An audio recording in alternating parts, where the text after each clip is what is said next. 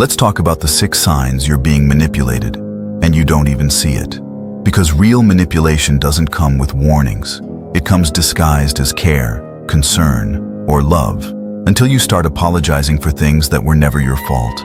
Manipulation isn't always loud. Sometimes it sounds like reason. Sometimes it feels like love. But the goal is always the same: control. And once they have it, you start doubting yourself more than you doubt them. So before that happens, learn to spot these 6 signs, because once you see them, you can't unsee them. Manipulation starts with territory. It's not always about where you are. It's about who feels in charge. A manipulator likes keeping you in their space, their favorite restaurant, their group of friends, their timing, their comfort zone. They want you surrounded by what's familiar to them, not to you. Why? Because comfort equals confidence, and if they can remove yours, they can control the situation. It sounds subtle. Maybe they always insist on meeting at their place, or they never want to visit yours. Maybe you notice how every conversation somehow happens on their schedule. You tell yourself it's a coincidence, but it's not. They know that when you're uncomfortable, you overthink, you hesitate, you second-guess your tone, your words, your body language. That's when they gain the upper hand. By keeping you off balance, they shift the power dynamic, slowly, quietly, without confrontation. It's not just physical displacement, it's psychological, and that's where control begins. Manipulators don't always yell.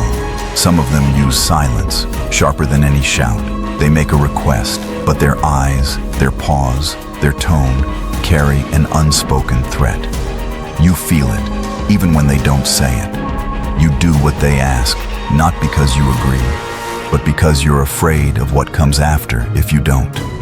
And when you give in, they twist it back at you. I never forced you. They make you believe it was your decision, even when it wasn't. This is how subtle bullying works. It's emotional pressure, disguised as choice. And you start to adapt. You soften your voice. You pick your words carefully.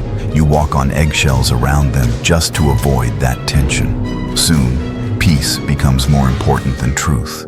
And that's how they win, not by shouting, but by making you silence yourself. This one is manipulation at its most deceptive, because it hides behind empathy. Manipulators know exactly how to play emotions.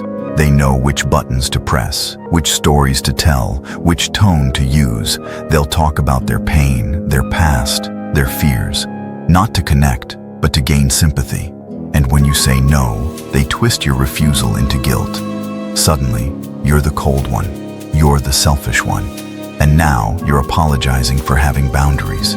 They train you to mistake kindness for obedience, to blur the line between compassion and control, until helping them feels like duty and disagreeing feels like cruelty. You start saying yes just to stop the guilt, not because you want to. That's not love. That's manipulation in a soft voice. Remember, feeling guilty doesn't always mean you've done something wrong. It might just mean someone's rehearsed this act long enough to make you believe their pain is your fault. This is where manipulation turns dark. Emotional blackmail isn't about guilt, it's about fear. A manipulator uses your emotions as leverage. They'll say things like, "If you really cared, you'd do this. If you leave me, I'll hurt myself. If you don't help, I'll never forgive you." They attach consequences to your boundaries, and the more you give in, the more control they gain. Soon you're living in constant anxiety, not from love, but from fear of their reaction. Their moods become your responsibility. Their peace becomes your problem. It's psychological hostage-taking.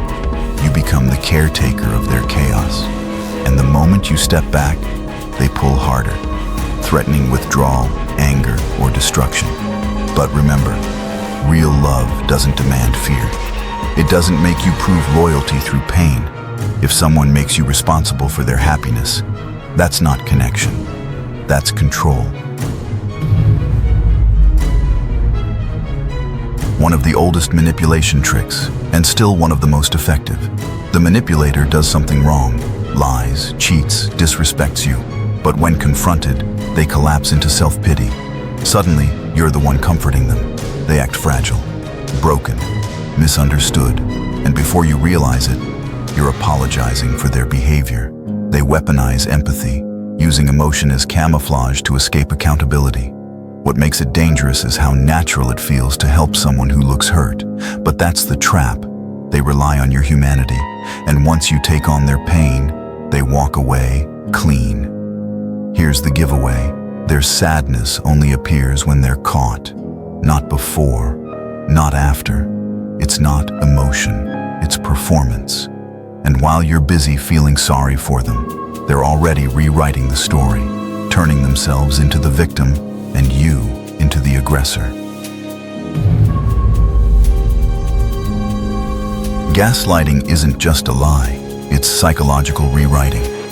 They make you doubt your memory, your perception, your sanity. They'll say, it didn't happen. You misunderstood.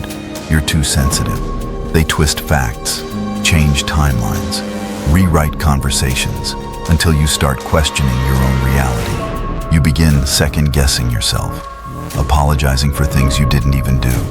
And slowly, you stop trusting your instincts. You start trusting theirs instead. That's how they trap you, mentally. Because once they control your perception, they don't need to argue anymore. You'll start editing your own thoughts for them. Gaslighting is powerful because it makes you fight yourself.